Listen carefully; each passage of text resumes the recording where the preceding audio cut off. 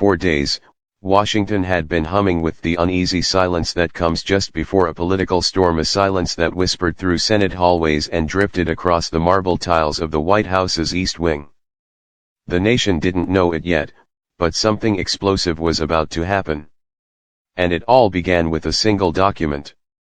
Late on a Wednesday night, a junior aide from the Department of Education quietly slid a thick envelope across Senator John Kennedy's desk. She didn't say a word, only nodded, her face pale with the weight of whatever she had delivered. Kennedy opened it expecting another batch of dull bureaucratic memos. What he found instead stopped him cold. Inside was a detailed report outlining a series of controversial education-related initiatives, each quietly overseen by First Lady Jill Biden. Programs allocated millions without clear oversight. Pilot projects launched without congressional notification. Partnerships with private consultants whose names were suspiciously redacted. The report was stamped internal use only. And every page was marked with Jill Biden's signature. Kennedy leaned back, rubbed his chin, and muttered in his trademark Louisiana drawl, "Well, ain't this something?" He read the whole thing twice. Then a third time. There were pieces missing, pages scratched out, dates that didn't align, and expenditures that looked more like riddles than records. This wasn't just a policy issue. This was a mess. And if even half of it was true, someone had some explaining to do. By sunrise, Washington's calm had evaporated. Rumors were already trickling through committee staff offices, bubbling over in media lounges. But no one knew the details. Nobody knew the fuse had already been lit. The next day, as Senate hearings resumed, Kennedy walked into the chamber with the envelope tucked beneath his arm. He didn't look angry. He looked determined, like a man who had spent the night sorting through more questions than answers and was ready to ask them all in public. Jill Biden arrived to testify moments later, invited to speak about her literacy initiatives and the administration's education outreach strategy.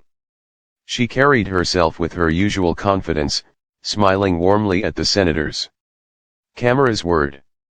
Journalists leaned forward. Everyone expected a routine hearing. They had no idea what was coming. After introductory remarks and pleasantries, the committee began fielding questions. Senators asked about funding, outreach results, and the effectiveness of community-based programs.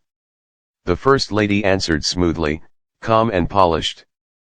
Then it was Kennedy's turn. He didn't begin with his usual humor or gentle sarcasm. He simply opened the envelope, spread several papers across his desk, and said, "Dr. Biden, I'd like to ask about these." She glanced at the documents, her expression unreadable. Kennedy continued, "Are you familiar with these internal reports regarding supplemental education initiatives launched from your office?" She hesitated, a pause so brief most wouldn't have noticed. But Kennedy did. "Yes," she finally replied. "I've been briefed on many internal documents related to our outreach efforts. I would need to review those specifically to confirm." Kennedy nodded slowly. "Well, I've reviewed them," he said. "Twice. And I gotta tell you, there's a few peaches in here that don't quite fit in the fruit basket." The room tensed. Some senators exchanged glances. Journalists in the back took a full step forward. Kennedy lifted a page. "This report shows $14 million allocated to a pilot program that by the government's own admission doesn't exist on record. No contractor names. No participating schools. The descriptions are blacked out like a CIA file from the 70s. Yet it carries your signature." Jill Biden adjusted her posture and folded her hands. "I approve many initiatives that move through my office, Senator Kennedy. Some programs are confidential during development." "Confidential?" Kennedy repeated. "Ma'am, with all due respect, this is the Department of Education, not the Manhattan Project." A ripple of uneasy laughter rolled through the room. "Another page. And here," he said, tapping the paper, We've got a series of consultant payments 6 figures each to firms that apparently have no physical offices, no public listings, and no track record. But they sure do have connections to certain individuals in your advisory circle. Now the hearing room was silent. The First Lady exhaled slowly, her expression tightening. "Senator, I cannot verify the accuracy of documents taken out of context," she said calmly. "Education initiatives often require preliminary partnerships. Partnerships that don't exist." Kennedy cut in. The moderator tapped her microphone. "Please allow the witness to respond." "I'm simply saying," Jill Biden continued, "that context matters. These initiatives were developed through my team, and any financial breakdown would have been overseen by professionals. I am not responsible for individual contractor verification." Kennedy leaned forward, voice firm. "But your office gave the approval. Your office signed off on the expenditures. And your name is on every one of these pages." The First Lady didn't speak. Cameras zoomed in. Twitter was exploding. The hearing had shifted from routine to historic in minutes. Senator Alvarez, a Democrat, interjected sharply. "This line of questioning is unfair.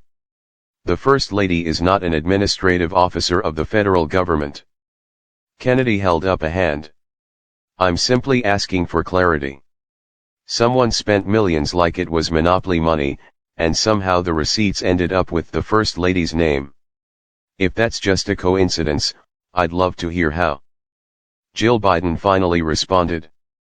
"Senator, I believe in full transparency. If there are discrepancies, they should be reviewed. But the claim that I personally directed funds is misleading." Kennedy didn't raise his voice, but his words cut like a blade. "Misleading is when someone says they'll bring the potato salad to a church picnic and shows up empty-handed. This," he lifted the stack, "is something else entirely." The tension in the room was electric.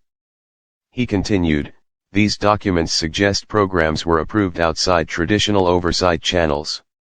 They suggest partnerships with groups no one can identify. They suggest expenses that don't have beneficiaries. And they suggest that somewhere along the line, the normal checks and balances didn't just slip, they fell off the truck completely." Jill Biden's jaw tightened. "Senator, if you believe these claims have merit, you should refer them to a formal audit." "Oh, I already have," Kennedy said. "But before the auditors dive into the swamp, I figured it'd be best to ask the person whose name is written all over it." The First Lady straightened her papers, avoiding his stare for a moment before looking up again. "The literacy initiatives I've supported are designed to uplift children. To expand opportunity. They are not political weapons, Senator. And I won't allow them to be turned into one." The room murmured. It was a sharp, emotional response. But Kennedy wasn't done. "No one's attacking literacy," he said. "We all want kids to read. But wanting kids to read doesn't mean you get to run education money through a paper shredder and call it progress." A senator shouted an objection. The chair demanded order. Microphones picked up frantic whispers. Jill Biden's tone hardened. "These innuendos about my intentions are unfair and unfounded. I'm here to discuss real work, real programs, real families whose lives are improved. Not a stack of cherry-picked documents handed to you by someone with an agenda." Kennedy's eyes narrowed, and he spoke more quietly now, almost softly. "Ma'am, the only agenda I have is the truth. And these documents don't care about politics. They care about accountability." He placed the papers down. "And right now, the American people deserve an explanation." Jill Biden didn't respond immediately. She looked down at the table, her jaw working slightly, as if weighing every possible answer and finding none that would land cleanly.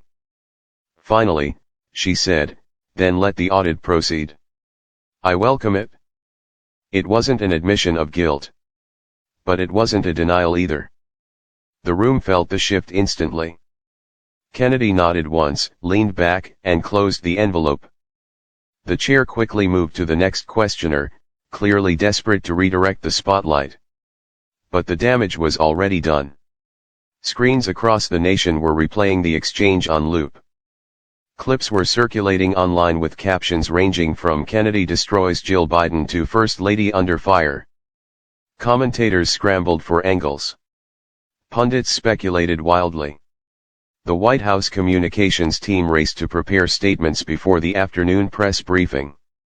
And inside the West Wing, aides hurried between offices, carrying folders, making calls, and praying the story didn't spiral further. But it did. Within hours, congressional members from both parties were asking for access to the documents. Oversight committees were scheduling emergency reviews. Reporters gathered outside the White House gates, shouting questions into microphones. Jill Biden kept a calm public face, but behind closed doors, tension simmered. She met with advisors, reviewed the disputed documents, and held multiple discussions with legal counsel. The administration insisted the programs were legitimate, though admittedly lacking in administrative clarity. But for Kennedy, the issue wasn't clarity, it was accountability. 2 days after the hearing, he held his own press conference. Standing before a crowd of reporters, he spoke in his measured Southern cadence. "I don't care if it's a senator, a secretary, or the First Lady herself," he said. "If taxpayer money is being moved around like poker chips, someone's gotta explain why. My job isn't to look the other way. It's to look straight at the problem and call it what it is." When asked whether he blamed Jill Biden personally, he replied, "I'm not in the business of making accusations without proof. But I am in the business of asking questions, especially when the answers keep hiding behind redacted lines." The pressure intensified. Calls for transparency spread across media networks. Analysts dissected every second of the hearing. And while some defended Jill Biden passionately, others demanded a full investigation. One thing was clear: Kennedy had exposed something. Whether it was a bureaucratic mess, a political embarrassment, or something deeper remained to be seen. But the moment that truly shook Washington came the following week. A preliminary internal audit hurriedly completed and released late on a Friday afternoon confirmed irregularities. Several expenditures lacked proper documentation. Certain contractors couldn't be verified. Some program descriptions were indeed inconsistent. It didn't prove wrongdoing. But it proved Kennedy hadn't spoken without reason. And suddenly, the entire narrative shifted.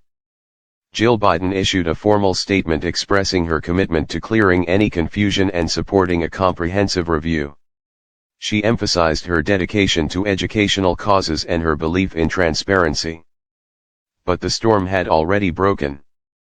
Across the Capitol, politicians whispered about the implications. Analysts debated the fallout.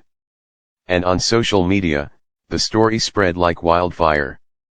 For Kennedy, it wasn't about victory or spectacle. It was about shining a light where no one expected one. For Jill Biden, it became an unexpected battle, one she hadn't prepared for, one she didn't want, but one she now had to face. And for Washington, it was a reminder that even the quietest envelope can ignite the loudest firestorm. The nation watched. The hearings continued. And the story, still unfolding, lingered like a thundercloud over the White House. Sometimes, a single question changes everything. And on that day, John Kennedy had asked dozens.